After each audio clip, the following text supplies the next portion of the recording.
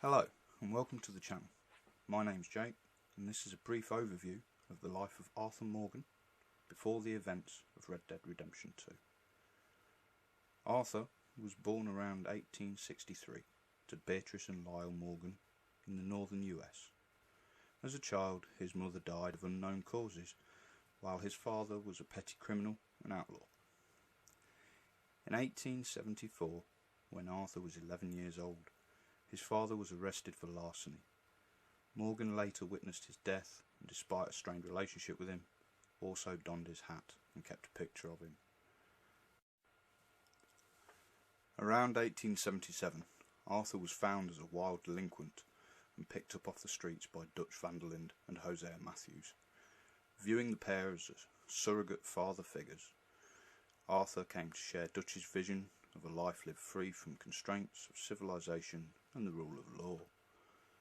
The pair taught him how to read, write, hunt, fight, shoot and ride, becoming their first protege, as well as one of the founding members of the Van der Linde gang.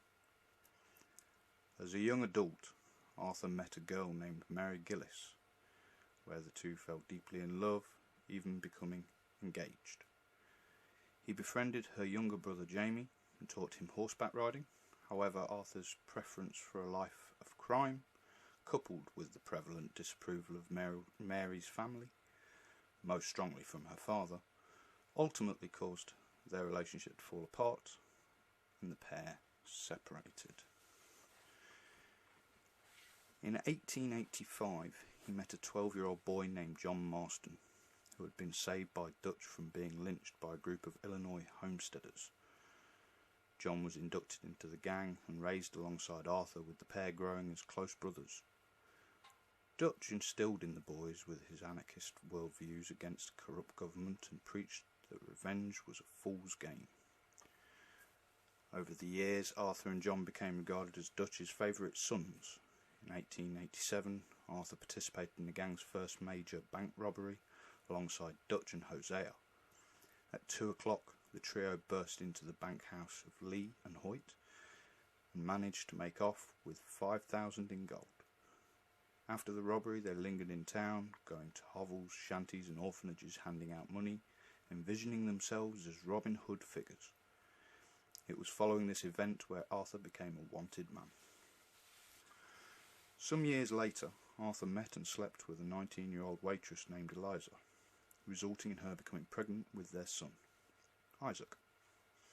Although Eliza knew of Arthur's lifestyle, she accepted whatever support he offered to her and her son. Arthur, not wanting to promise anything he couldn't keep, said that he would do right by them. He would periodically visit Eliza and Isaac every few months and stay with them for days at a time. Arthur remembered fondly of Isaac as a good kid. Tragically, one day, however, Arthur arrived at their home and saw 2 crosses outside. He knew immediately that they were both dead, and then later learned that they had been shot and killed by robbers, all for $10. This traumatic incident hardened Arthur. In 1894, a prostitute named Abigail Roberts joined the Van der Linde gang. At some point, she fell in love with John Marston and became pregnant with their son named Jack. Arthur became a surrogate uncle figure towards him growing up. John, however, refused to accept responsibility over the boy and soon left the gang.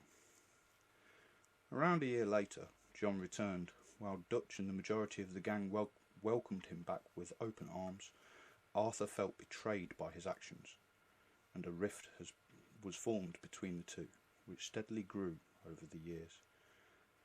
After a botched ferry heist in May of 1899, Dutch and the gang were forced to flee Blackwater and attempt to cross the mountains west to evade law enforcement.